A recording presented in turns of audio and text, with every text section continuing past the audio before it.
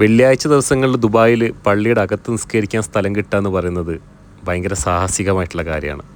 നമ്മൾ നിസ്കാരം കഴിഞ്ഞ് പുറത്തിറങ്ങുമ്പോൾ തന്നെ നമുക്ക് ഒരുപാട് പേര് പുറത്ത് റോഡിലിരുന്ന് നിസ്കരിക്കുന്നത് നമുക്ക് കാണാം.